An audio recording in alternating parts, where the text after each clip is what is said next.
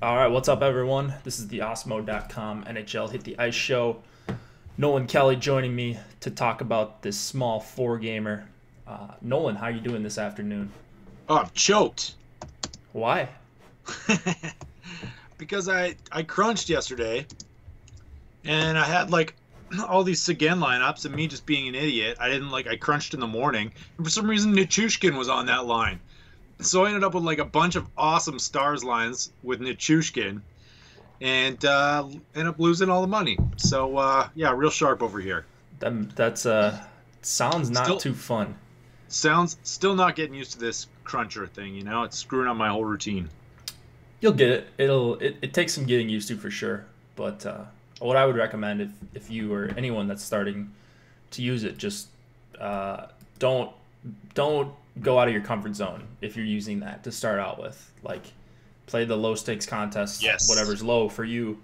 And yeah, just That's a always great be piece of smart, especially when advice. you're using a new tool. Like, you can get frazzled close to lock, and that always sucks.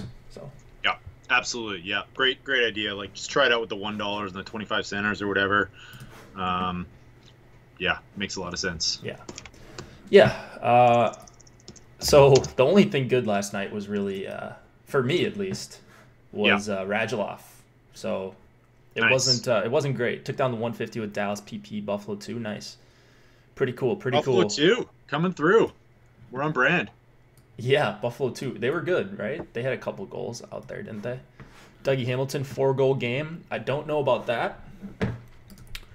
Zucker's been having a good season quietly. Yeah, Zucker's pretty good.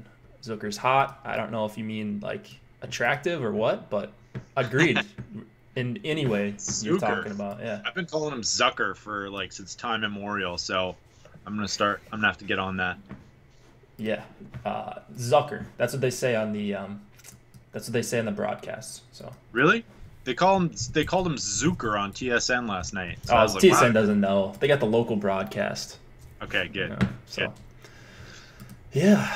All right. Ottawa 2 for me. Cool. So it looks like some people had some success last night.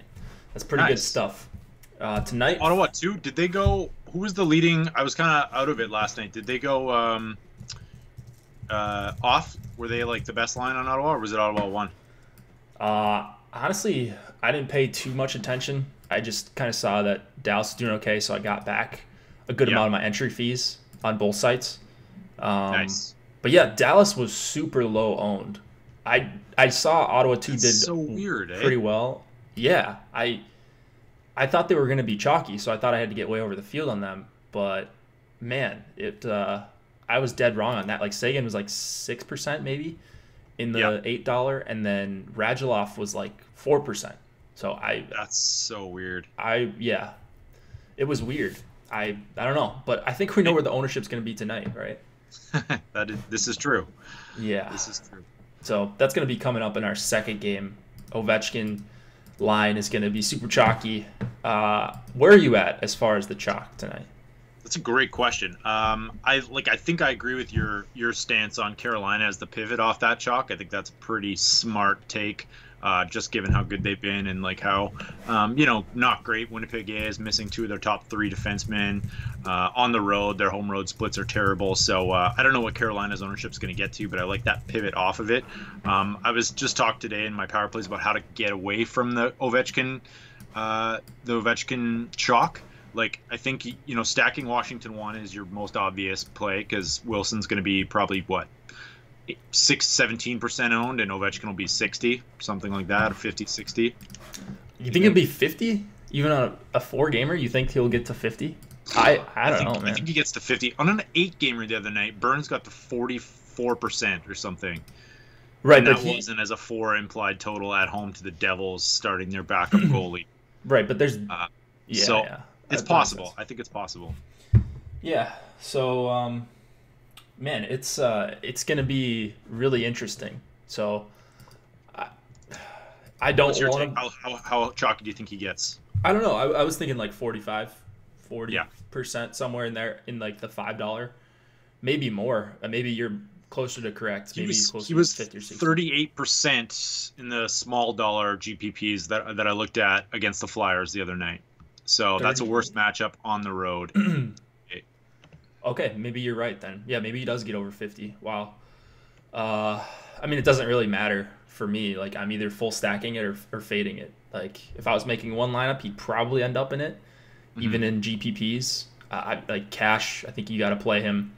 But I don't know. There's a path to him not being the nuts, I think. And there's also, there's 7 other teams on the slate too, and there's other skaters on his team that could do a lot of the damage. So, you just never really know. And if someone's going to be 60% owned, I'm almost always comfortable going underweight and just kind of hoping variance is on my side, I guess. And there's also a really good stack that people are going to play way less of. So, I mean, really, like what you have to, it's tough to think of it in the context of fitting him because he's going to get his shots, and he's a really good chance to score. But if you think of it in the context of like, can another line outscore him, then, or another line outscore Washington one, then you're probably better off kind of approaching it that way. Right. And I think there's another line that can, and I think has a good chance to. Like, I think it's pretty much 50-50 between them and Carolina 1 as far as the best line. So I don't know if that's probably a hot take. Like, people are just hammering in Ovi. And he's the best overall play tonight. I don't think there's any doubt about that. Just from projection standpoint. But, like, on a line basis, just based on how good this Carolina 1 line is, I'll make that pivot all day. And I am making that pivot. So, should be good. Carolina opened -125, now -165. Wow. So some line movement in Carolina's favor. That's always nice to see. It's interesting. The real question is, do you play Tom Wilson? Yeah, so I would. And if that's a way to differentiate, then even better. If people are going to leave off Wilson, like, he's not a plug. He's not Brian Little. He's not a guy that just doesn't ever shoot. He does have some offensive talent, and he's shown that this season. I think he's got almost 20 goals, and he could easily end up, like, I'm not saying he's going to end up with the hat trick or whatever, but, like, if that line goes off, he could easily be part of it. He could easily have a multi-point game, and you might need him if a bunch of other lines stay quiet. So that's how I like it to attack it. That's going to be a surprise to no one. But let's say we go through these games. Oh, go ahead. Sorry, just what would your exposure be then in that scenario? If you think like Washington 1 as a whole are going to be, say, 20% owned. As a whole? Yeah. Oh, yeah. I mean, I'll have the full stack in 15 to 20% then. So you just meet the field, basically. On the lowest exposure guy, I think that's a pretty decent thing to do. I don't think I don't think you have to play 40% Washington 1 or 50% Washington 1 to get over the field on Ovi if you're playing the full stack. Like, Ovi is going to be way more chalky than Kuznetsov and way more chalky than Wilson. So, just play the guy that people are going to leave off. I know he's 6K. I know it's not a great price, but he's a rich man's Zach Kassian. He's way better than Kassian. Like, a million times better than Zach Kassian. I don't know. I'm a Kassian believer now. I've always been a huge fan ever since because he played for the Canucks, right? He's like one of these fan favorites, and he's got hands. Like, I'm not saying he's good at Tom Wilson, but he's got some soft hands. He can put the puck in the net. Okay, not bad. I don't watch much Zach Kassian. That's a point of pride for me. So I don't know. I'd rather watch Tom Wilson. So we'll see. On a slate where Ovechkin was over 30%, Kuz was 14, and Wilson was 9. Yeah, that shouldn't be the case. Shouldn't be the case. So great way, especially lower stakes tournaments. That'll be even more pronounced, I think. Yeah. Yep, for sure. People, and Matt made the point earlier, like, you can fit in a lot too, and people will just, they might try to double stack, and then they've got enough room for Ovechkin, and they're just gonna make that move. So he's going to be super chalky. I wouldn't worry about it too much, though. If you like him, just go overweight on the full stack is what I would do. All right. Let's talk about Minnesota and Florida. We've got the Wild with the 3.2 implied total and the Panthers with a 2.9 implied total. Devin Dubnyk going up against It's not going to be Luongo, correct? Yeah, it's going to be God, I forgot this Samuel kid's name. Samuel Mon. Monk or something. Yeah, there you go. I looked him up. I think a few weeks ago when he was supposed to start, and he didn't have great NHL or AHL numbers. So Is he confirmed, or is he likely? I think he's confirmed. I saw. I think. Oh, maybe he's not. I thought I saw him confirmed somewhere, but Daily Faceoff doesn't have him. So Yeah, so that's how I looked too, and I couldn't find anything on him as far as him being the goalie that's actually confirmed to start. So we'll see. Like, I left Luongo in the projections just because I've been burned by it before, where you think a backup's going to start and you're done with your crunch and it's 10 minutes before lock, and then or 20 minutes before, and you don't really want to re-crunch. But that goalie costs $200 more, and you can't just global swap because DraftKings doesn't want us to have nice things. So the Renaud Lavoie, the Montreal, I think he's like a Habs reporter for TSN, French language reporter. Mm-hmm. He's the one that's reporting that he will start tonight. Okay. So he's not a beat writer for the Panthers, but he might have some inside like Quebec Major Junior League connections, you know. So, 901 save percentage, 316 goals against average for the Springfield Thunderbirds. Never really had a save percentage above 9, although that's Quebec Major Junior League. So, probably not the greatest goalie prospect in the world. This is probably a downgrade from pretty strong downgrade from Luongo. Yeah, I would think so too. So maybe a little bit of a bump to Minnesota. They are favored here, and they are coming off an enormous win. Wow. Like, what was that last night against Tampa? Shut them out. And, it was a 1-0 or 2-0 game in the third period, but, they just looked really, really good. They did a really nice job against Tampa last night. So that's a team we haven't seen for a lot of the season, and then all of a sudden looks like they're just reeling them off. They've won 6 out of 8. Their 2 losses were in shootouts to Nashville, actually, twice. So they've been really awesome lately. Do we see any other changes in this game? Yeah, so the one major one is that Cunnin left the game yesterday, so we won't know his status. I think one of the beats said that Bruce Boudreau would hold a press conference before, like an hour before the game or 2 hours before the game. So we should actually have some clarification on that before rushes, which might help change your lineups a little bit. Mm-hmm. You're speculating that Eriksson Ek would get in. I would say then that probably Matt Reed would draw in on the third line. That would be my guess. I think that's what Daily Faceoff has as well. So we don't know that for sure, and then everything I think is the same on the Panther side. Yeah, so I think it's going to be Eriksson Ek if Cunnin can't play. He was woozy, Boudreau said. That sounds like a concussion, and I don't think he's going to play. Reading up a little bit more today, he's going to speak actually right about when we're done, 5 Eastern. So we may know if Cunnin's in or out then. We're not going to have confirmation on the lines. Boudreau's pretty tight-lipped sometimes, but they are winning, so maybe he'll be in a good mood with the reporters, and maybe he'll say, Eriksson Ek's filling in, and we're calling up Reed. So I would guess that's what happens. I think I do agree with Daily Faceoff here, and I do have the FanDuel pricing up. Let's go to DraftKings. So the issue is Eriksson Ek is cheaper than than Cunnin. So if you put him in and then Cunnin's all of a sudden playing on that line, then you're gonna have to swap up $500. So. I don't know. I mean, as far as stacks I'm playing in this game, it's the top 6. I don't have a huge stand on, I don't think, any of these lines. I'm probably a little heavier on Minnesota than the field is going to be. Both lines, I don't mind if it's Eriksson Ek filling in between Parise and Fiala. I think that line's going to be able to generate offense, especially against either the Barkov line or the Trocheck line. The top 6 for Florida has just been so poor defensively. You look at Trocheck with Hoffman, you look at Trocheck with Vetrano, they just allow so many quality chances. And then same thing with Florida 1. So I've been targeting against them quite a bit lately. And I actually don't know how the line matching is going to go here, but I'm not sure it matters as far as playing Minnesota. Yeah, so it'd basically be top 2 lines going up against each other for the most part. Yeah. Yeah, I kind of like it. It's interesting because Florida 1's just been just spitting hot fire lately too. Another big game. Was it last night last night they had a Boston. Yes. Yeah, that was a double tilt. Boston. We gotta start targeting the Bruins. Right. Yes. Just stack against Bergeron. Foolproof plan.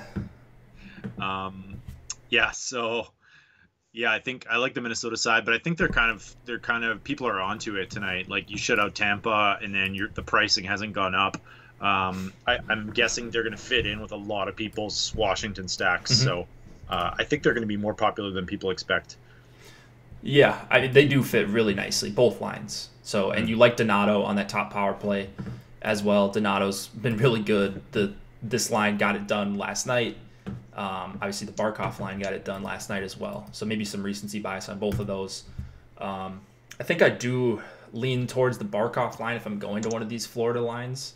They're not kind of in the same price range, but they're close enough that I think I'd rather take Barkov here if I had to choose just one Florida line. What about you? Yeah, I think so. I don't know. I guess the Florida 2 line's a lot cheaper though, right? So it's kind of like different Right. ballpark. Like, isn't that aren't they like 3 grand cheaper or something ridiculous? Are they 3 grand? I'm trying to do the math right now. It's minus Yeah, 2 grand 600, cheaper. 2 grand. So Yeah, okay. yeah, I mean Florida 1's the better play, but Florida 2 way less ownership and probably yeah way cheaper. So Yeah. Trocheck is really underpriced. He has been for a while now.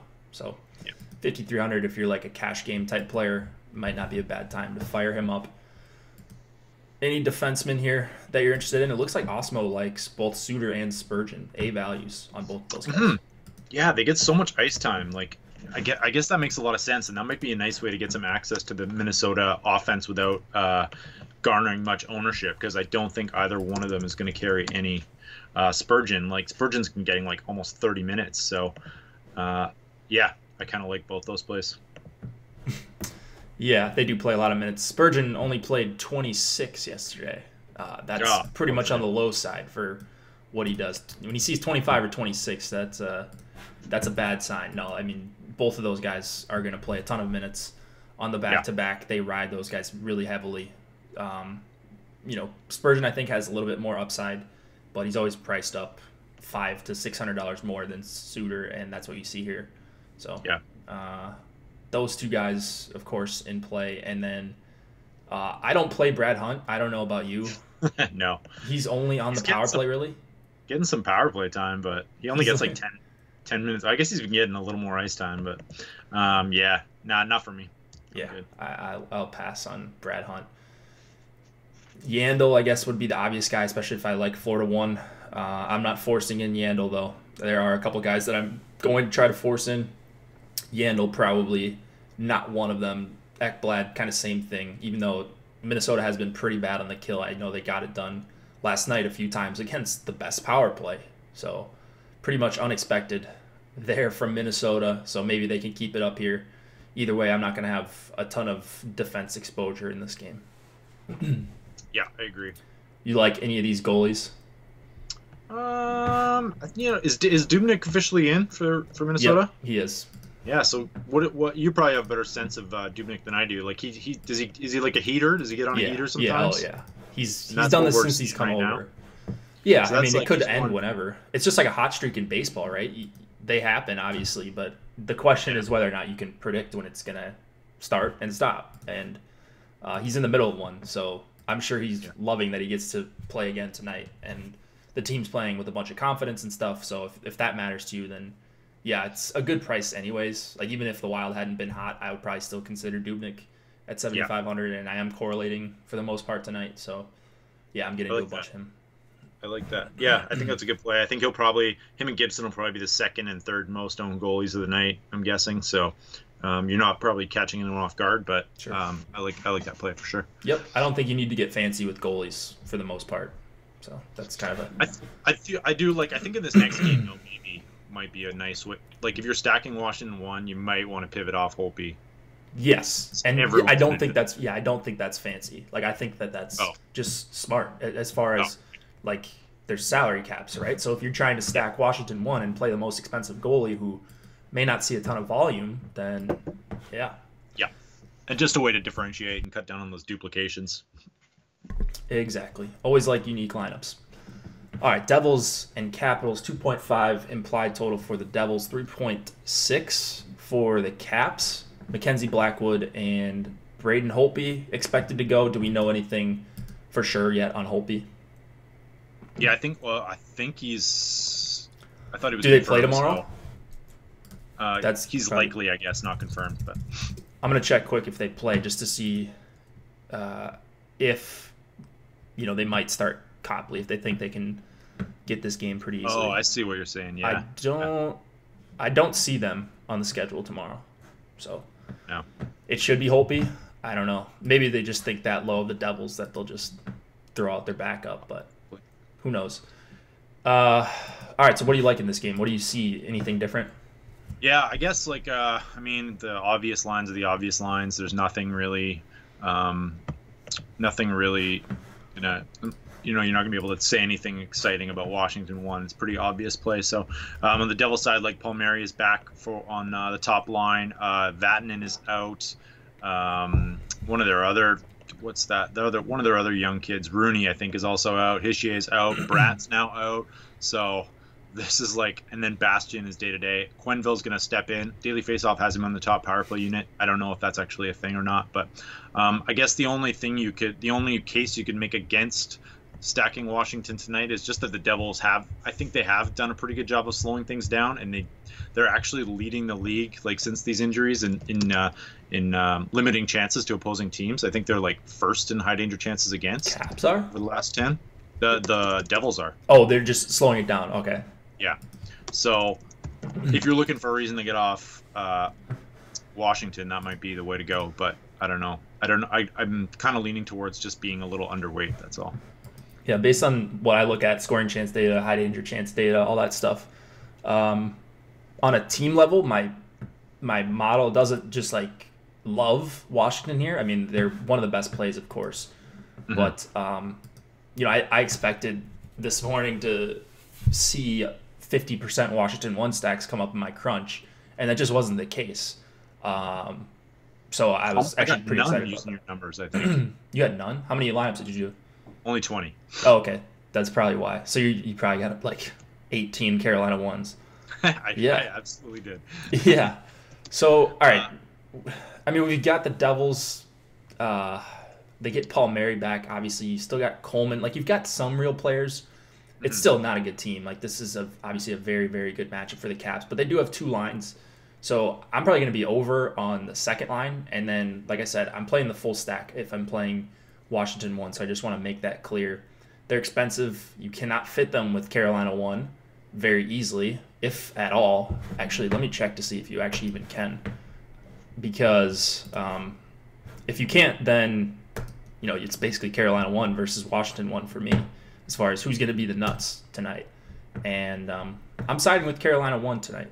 So yeah, that's fair. And so if you look at some of their recent games, first off, the team all strength data has the Devils with the least amount of high danger chances, or third least amount of high danger chances allowed in their last 10, and fourth least amount of scoring chances. And they played Pittsburgh, Boston, the Flyers, the Canadiens, Blue Jackets. So not Flames. So not total scrubs in that last 10 game span. They've held the Blue Jackets to 2 goals, the Bruins to 1 goal, Flames to 2. They shut out the Senators, Canadiens to 1. So for whatever reason, I think that there's at least it's within the realm of possibility that they're able to hold the Capitals to 2 or 3 goals and keep this one a little bit tighter than we think it might be. Yeah, I think that's pretty fair. It's always tough betting against Ovechkin. He's probably going to score a goal here. The question is, does he score 2 or 3, and are they full line goals? Mm-hmm. So don't tilt your face off if Ovechkin scores early. It's not over. They still have to do quite a bit for that price. And the Carolina game will not have started by then. So the nuts will not have been hit just yet. But, I like it. Yeah. I mean, in all seriousness, great spot. It's just ownership reasons and then just my projections reasons. I just want more Carolina 1 than Washington 1 tonight. So that's how it's going to be. I think I should mention, I always love targeting against the Caps.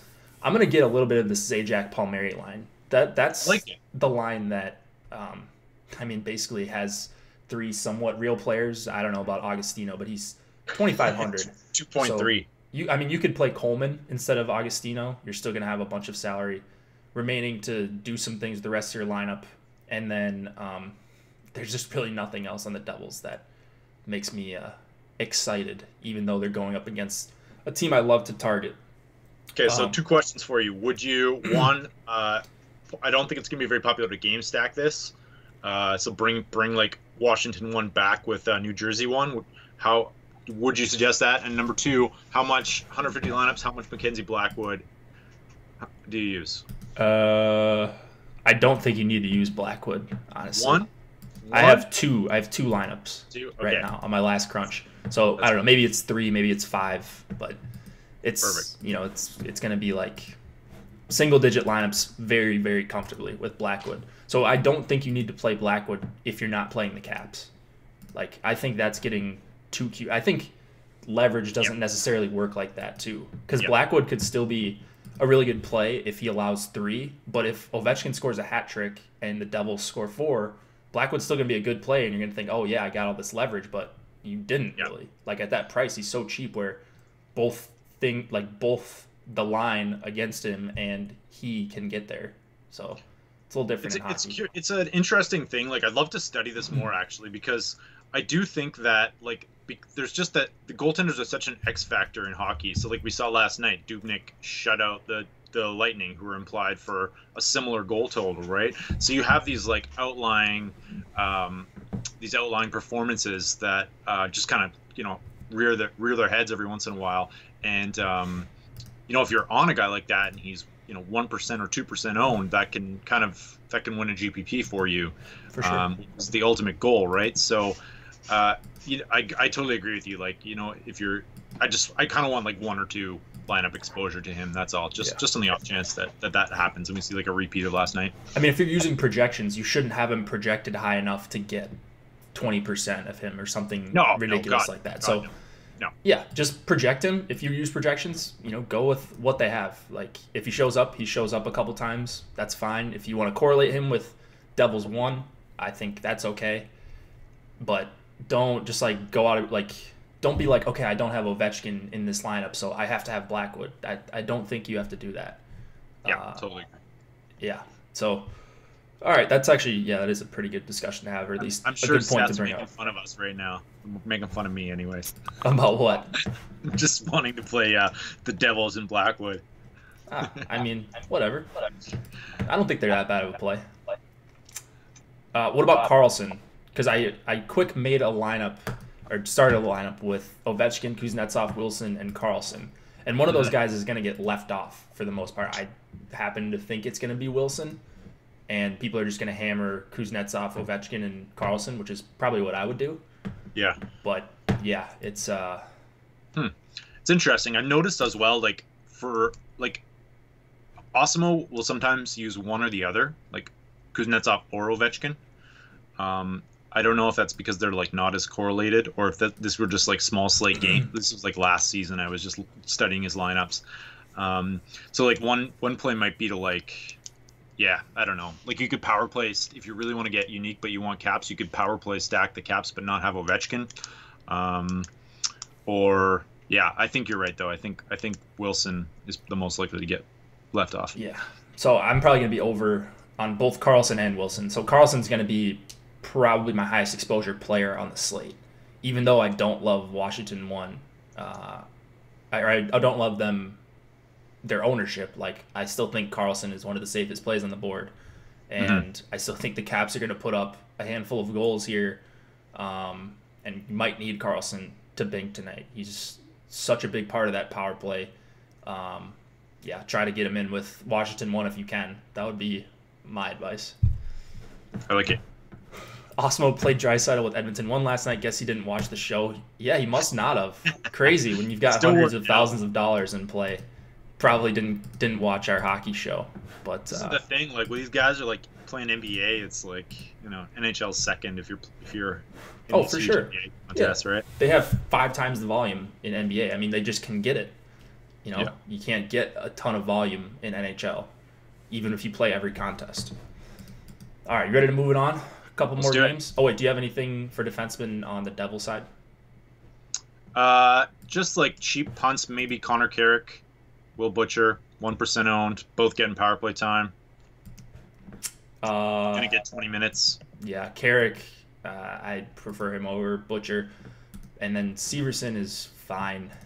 I kind of want him to be a thing, but again, like I want to play guys against the Caps. I don't know. I'm probably not doing it tonight with Severson. Answer my Q. What's the Q? More Carlson over Ovi. I mean, I don't necessarily want that, but I'm doing that. Yeah. It's not like it's one or the other, but yeah, I have more Carlson over Ovi. All right. Next game? Yeah. Winnipeg Jets and Carolina Hurricanes, 2.9 implied total for the Jets, 3.6 for the Hurricanes. Laurent Brossoit going up against Mrazek. McElhinney, not exactly sure who it's going to be for the Canes. What do we see that's different here? So just a little flip in the Winnipeg Jets bottom six. Just let me pull it up here. I think it's Andrew Kopp moves down to the fourth line, and Adam Lowry moves on to the third line with Tanev and Little. Looks like everything else is pretty much the same here. Bufflin's still out. Morrissey's still out. Carolina side, one leverage spot you might have is Michael Ferland's day-to-day. He left last game. He only played like 2 minutes in there, so that kind of screwed up their lines. So all the lines I'd still have him in. So that if he doesn't go, then that's going to screw everything up. I don't know if they would just like straight swap like Fogle in there or something like that, but it's possible that everything could get jumbled past Carolina 1, which they obviously won't touch. I don't think they're going to touch Carolina 1, which is what I mostly care about. Like I think that there's merit in playing some of these Carolina lines, and hopefully Ferland's in so that we get the same ones. You don't have to do a bunch of swapping after lock.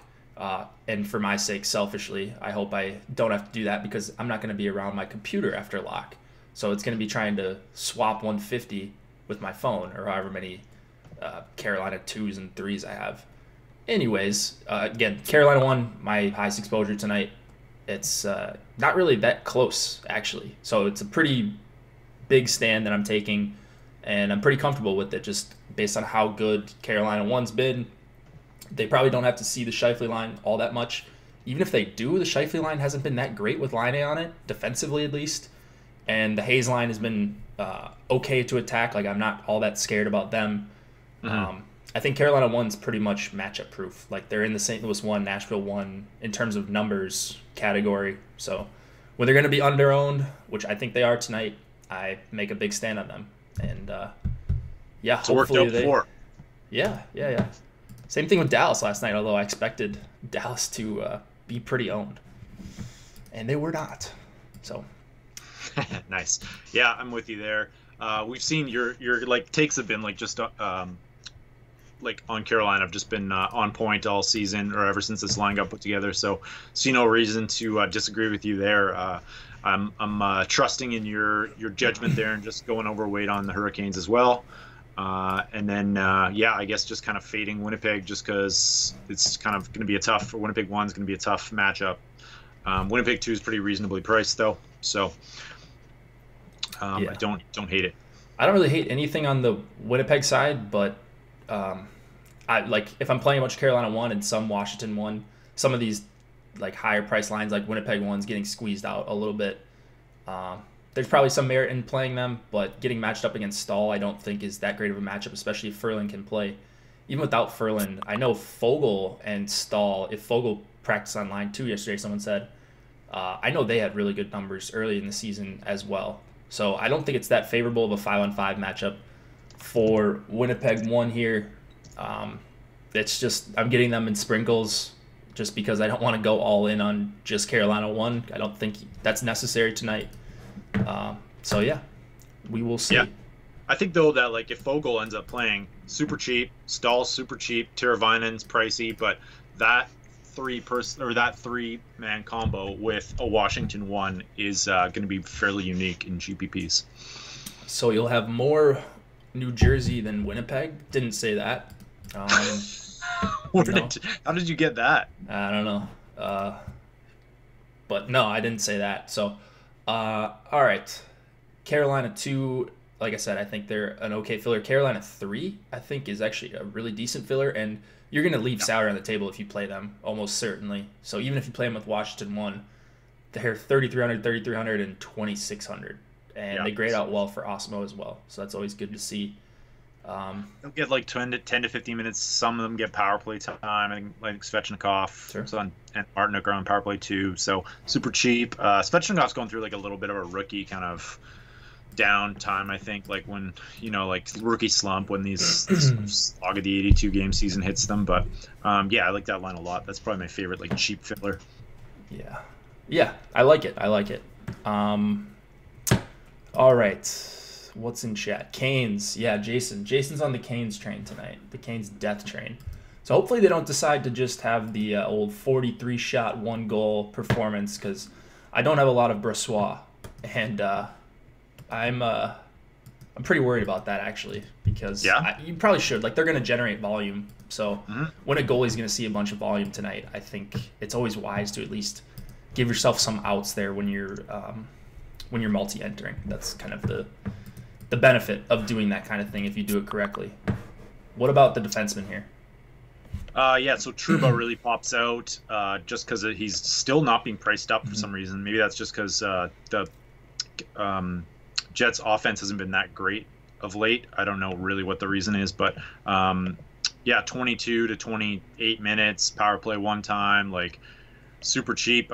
He's probably my favorite reasonably priced defenseman on the slate. And then I guess the projection's always like Dougie Hamilton, so I don't need to pump him up at all.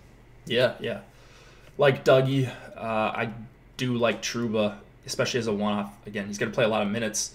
He's their best defender they have with no Trouba and Morrissey, as Matt says. I think casual players are definitely missing out on the impact of Byfuglien. That's what I call him as a joke. Byfuglien and Morrissey. But yeah, those are 2 big losses for them. And like those are 2 of their top 4 defensemen. So just another tick in Carolina's direction, I think. So give me all the Canes tonight. And we'll see. You'll know where I stand tonight. Let's put it that way. So I like it. Bringing it back with a couple Brossois teams. Not bad. Brossois been really good this year. 930 save percentage. He's got a really good high danger save percentage. So he's been grading out as one of the better goalies, just stats wise, in the NHL this season. So I've got Brossois right below or right above as far as ownership or exposure goes. Or let's just say I've got him below Carolina goalie, whoever starts, Washington goalie, Gibson, Price, and Dubnyk. So hoping I'm right on this Carolina call. Need a McElhinney comment? What's the McElhinney comment? I don't get that. I thought it was Mrazek. Is it McElhinney? Yeah, I don't know, but I'm gonna have whoever it is. So, all right, ready to go to the next one? Yeah. All right. Montreal and Anaheim, 2.8 implied total for the Canadiens, 2.7 for the Ducks. We have probably Carey Price. Niemi started last night going up against Gibson. No surprise there. Do we see anything different here? Oh, Niemi started last night? I totally missed that. So unless I'm just dreaming. Yeah. I believe he did. I believe he got confirmed well before lock. Let me check. Terrible. Why? Is that bad? Oh, just because I probably would have targeted some more Sharks. Oh, yeah. Graded a little bit more, I guess I had a lot of burns, so. I was just assuming that Niemi was in tonight, so yeah, he played last night. So Price, I guess. Ducks. I don't know what to do here. We've got a lot of questionables for the Ducks tonight, so that could change a lot of the lines. Nick Ritchie is questionable. Who else? Give me 1 sec. Let me pull it up. Yeah, Nick Ritchie, game time decision. Derek Grant, game time decision. Devin Shore, game time decision. And I think that's it. Looks like Nick Ritchie is in. Ritchie's in. He was in last game.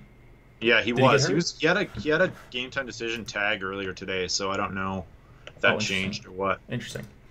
Okay. I thought he did, anyways, but could be wrong. What lines are you targeting? Yeah, I guess Anaheim. I mean, all 3 Anaheim lines are kind of. I don't know, a bit of a wash to me. What's your take? I agree. I'm just like sprinkling in all of them. Like, I think the top 2 lines are clearly my two favorites, which no surprise there, but like they're just better players. Raquel, Silverberg, I like those two playing together. I don't know what to think about Steele yet, but he's 2,500, so I don't have to think that hard when trying to force them in. So that's probably going to be my highest exposure Ducks line, but I don't know if any of the Ducks are even going to reach double digits as far as stacks go. And then the one line I really do like in this game is the Danault, Tatar, Gallagher line. You get points for the old Corsi numbers, so they've got great Corsi numbers, as Seth likes to say. No points for shot attempts and such, but they're going to generate a lot. Corsi registered, right? What's that? 0.5 for each Corsi registered. Exactly. That would be an interesting scoring change if you could do that. Draft Street used to have plus minus, so you can just imagine. Well, yeah, FanDuel did too. Did they? Yeah. Oh, damn. Yeah. Imagine the sweats on those. Like I can remember just just the whole leaderboard changing as the plus minus got taken in as an empty net goal. Oh, I remember being a complete fish and not paying attention to that at all because I used to play on FanDuel because I started playing and kind of FanDuel was still the top site, and I used to just get smoked by that all the time. Good Branson's not a bad, really cheap tonight. I think I'll pop him in the old lineup. Oh yeah, he just gets a -4 out there, and he like scores a goal, and he's still negative. So terrible. Yeah, FanDuel Live Final was won on penalty minutes before. I don't doubt that. Penalty minutes. I forgot that's about right. that one too. I remember I used to research if a team had two goons going up against each other, and there's a history of fighting. That was a way to get an edge. Yeah. Doesn't have much anymore, but so ridiculous. Or if a guy gets a misconduct, that's 15 minutes right there. Just random. Yeah. Evander Kane would be the #1 player in the league. God, so stupid. Good old FanDuel, back when they did have live finals, when they cared about hockey. All right, so the Danault line is the one that I like here. And they've kind of gone back to being really awesome and really dominant. So they're generating 76 Corsi for per 60. I wrote this in the article. Almost 40 scoring chances, 13.5 high danger chances over their last 8 games, I believe, since they've been put back together. They had a pretty big midseason lull there where they were allowing quite a bit defensively, and they've just completely turned that around in these last few games. So I really, really like them here. Not really scared of targeting against the Ducks, even with this low total for Montreal. I think that line is clearly the best one in this game. Yeah.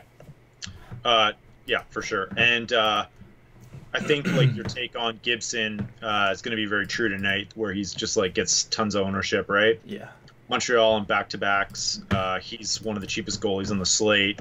Allows you to do a lot of stuff with Ovechkin with that high price line. So I would expect him to be probably more owned than he should be. I kind of agree with the Gibson being somewhat owned tonight, or double-digit ownership. I think that's okay tonight, just because Montreal does generate a lot of shot attempts at least, and just shots. So there's a potential for a big game at this really low price. So it makes sense. And I don't know that Montreal's that great of a team. You wouldn't be shocked if the Ducks stole this win here. Obviously, they're basically a pick 'em right now. So I think I understand the Gibson play tonight, but if he's 15 or 20% owned, then I'm not going to get to that, I don't think. Yeah, totally agree. Shea Weber, I think I do want to play him. He's starting to shoot quite a bit more these last few games, so I'm back in on him for the first time in forever. So he's going to be one of my higher exposed defensemen, not quite to Carlson levels, but he'll be up there for sure. I'm going to be overweight on Shea Weber. What about other stacks in this game? Did we miss anyone here? No, I think you hit it all. Just kind of stuffing in some low exposure to the Anaheim lines, and then Montreal won, I guess. The other thing to watch out for this game is Kotkaniemi's been sat out for the last 2. Montreal coming off a loss, that might change. They could plug him in, so I'd watch those line combinations. Yeah, I was wondering about him. I didn't see. Was there anything in your article? I may have missed it. No, I don't think they skated today, so we won't know what's going on with him. Is he traveling with the team, or did they shut him down? Yeah, he's traveling. They're just so he's back in action. There's a report just recently. Really? Yeah. So he's just being sat because Julian wanted him to watch the game and thought he was struggling a little bit, right? So looks like we'll probably have some. I don't know if we'll have lines yet, but there's another spot where you can get some stacking leverage. I would guess just Jordan Wheel comes out. But then, like, they could go back to their old, like, Finn line with Lehkonen and Armia. I don't really know how that will all shake down. Okay, so keep an eye on it. I really like Kotkaniemi just as a player, so I'm in on Montreal 3 now. I really, really like that, actually. If he's back in with some combination of Armia, Drouin, or Lehkonen somewhere. 1% ownership. Yeah, he's going to be really low owned and going up against Ducks depth, which you really like. Yeah, I like it. All right, cool. The slate just got a little bit more fun, I think.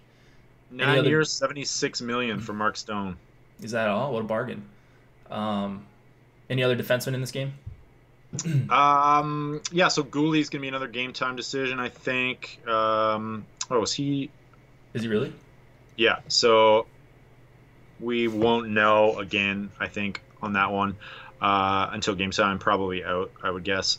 So yeah, like Lindholm, Fowler, both pretty cheap. I think they're both fine plays. And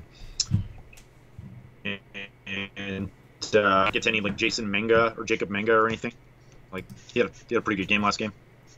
Yeah, I don't know. I'm not crazy about any of these defenders on the Ducks. Like none of them are really doing anything. I wanted to play Goulet, like I said the other night, but he got ruled out. So if he's in, maybe I'll swap to a couple shares on some lineups that I need to differentiate a little bit. Oh, by the way, just got news right now. 13 seconds ago, Boudreau says Cunnin won't play tonight. So that is confirmed. Get Cunnin out of your lineups. I would put Eriksson Ek in his spot. I'll have to go back to all my crunches from this morning. Yeah, I think we're pretty safe on that stall line being still together, especially after what they did last night. So yeah, Boudreau's not going to want to mix a lot of stuff up after that.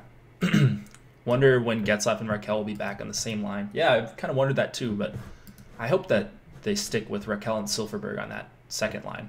I like that, especially going up against Domi, hopefully. All right. Anything else on this slate you wanted to mention before we get out of here? Kind of got to a late start. Yeah, no, I think you're good. I think we're good. Just you just got to decide what you're doing with Washington, and if you're going to go that route, then you got to make sure you're being different. So don't just don't just stack some really obvious stacks with them and correlate, because you're probably going to see like 10 lineup duplications, I think. Yeah, try to get unique lineups if you're playing Washington 1, or if you're playing some portion of Washington 1. With 150, you're going to have some duplicates. There's just no way around it. But yeah, just take a couple stands. I'm taking mine on Carolina 1. I think you're right there with me here, Nolan. So hoping for somewhat of a quiet game for the Caps top line, and then win all the money a half an hour later when Carolina 1 goes off. 100%.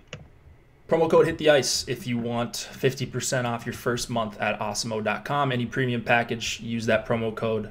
Half off for the month. And we've only got about a month left of the NHL season. But we'll go through playoffs and such, or at least I will. We'll still have live streams and all that stuff. Premium Slack, Awesemo's rankings. My projections will go as long as we have hockey. And yeah, thanks for watching, guys. I'll be back tomorrow, probably around noon Eastern, somewhere in that time, give or take an hour. So good luck tonight, and we'll see you tomorrow.